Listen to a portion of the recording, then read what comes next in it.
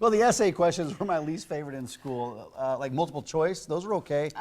True or false. Oh, okay. That I could get behind, right? We'll see how Peter Fink fares today. One of our viewers sent in a true or false, and the other two questions are more open-ended. They are. He will not be graded, though, so no pressure, Peter. Oh, okay. Peter Fink All owns right. certified Multiple transmission. guess, huh? That's right. Yeah, There whatever you it go. takes. Good to see you.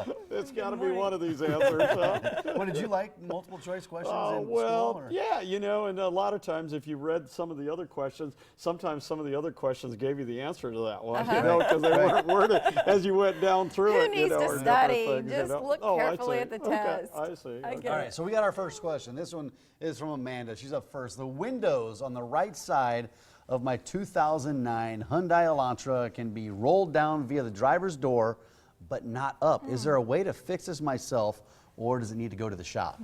Well, great question here. Obviously, I can't really answer the question if you can fix it yourself or not, depending upon what your abilities are, okay, and stuff like this. This one might not be too bad. I'm assuming the passenger side, when you use it, it works, the switch going up and down, and since the switch is working to make the window go down on the driver's side and not back up, it's probably the switch. It probably means the wiring's okay. It's probably not going to be too complicated, okay, but you got to usually either pull the door panel off or sometimes maybe they got screws to hold the panel in, okay, and stuff. And then there's an electrical loom. You unplug it, put a new switch on it, okay, and stuff.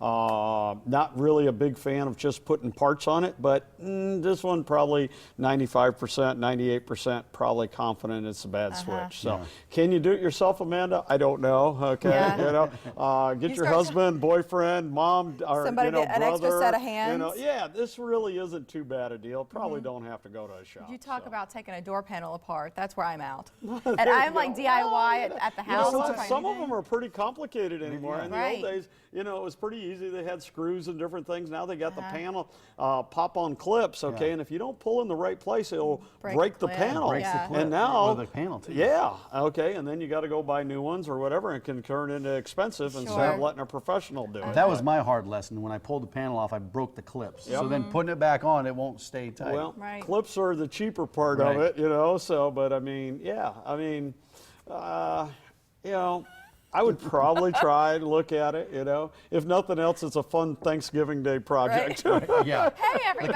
everybody. into There you 10 go. hours. Let's see Hey, who can I do need this. some help outside. Let's go. Our next question is from Beth, and she writes, my mom always used to say, if you only drove your car on local roads every once in a while, you should take it out on the highway to blow it out. True or false? Blow it out. Oh, Blow the well, cobwebs there's a out. true Isn't that and what they false say? question, okay? There's probably no right or wrong answer, and I'm familiar with that. I've heard that saying for many, Like many open years. it up, Okay, right. open it up, Right. put it Blow down the to the cobwebs floor, out. blow the cobwebs out, all that kind of stuff. Really, what's important is what it's coming from is if you got a short distance, and let's say you only have to drive 6 blocks or a mile to work, okay, and you drive home, the engine never gets up to temperature, okay, and stuff. And so then it builds up a lot of gum and sludge and everything else in the engine, okay? So it's really more about getting it up to operating temperature and make sure that you're driving it for 15 miles or so to get it hot enough and stuff that it can go in a closed loop on the computer and do what it's supposed to and make the adjustments and things like this. So is it really you got to go blow out the cobwebs, okay, or something, or get out on the highway and stuff? It's just a good, fast way to get it up to operating temperature, okay, and stuff. So not a bad practice, okay, and stuff. Makes So, sense. Okay. Yep. Pamela's got one. This one, she's in a real predicament here. I have replaced my tail light on a 2009 Volkswagen Rabbit 3 times this year, which seems excessive. How do I know if the issue is something like the wiring or housing instead of the bulb itself causing the problem? Well, you are correct. It's definitely excessive. That is not a standard that you should be doing.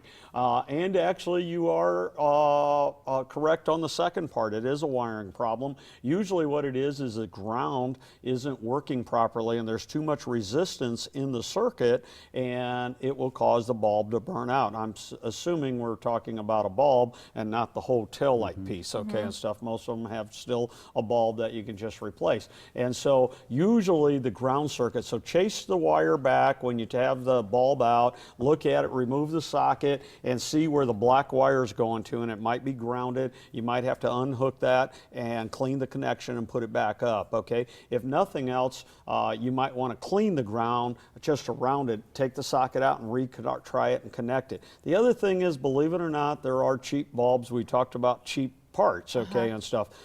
Get a good bulb, okay, and stuff. You might actually even want to buy it from the Volkswagen dealer, okay? I know that sounds weird, but sometimes, believe it or not, like Lexus's, I've seen it. I've seen some China bulbs you put in and the tail lights, and it'll still say you got a burned out tail light because the resistance isn't correct, okay? Again, cheap parts create all kinds of problems, so I'm suspecting we tried a cheap part also. So you might try a good part and check the ground wiring circuit. Okay.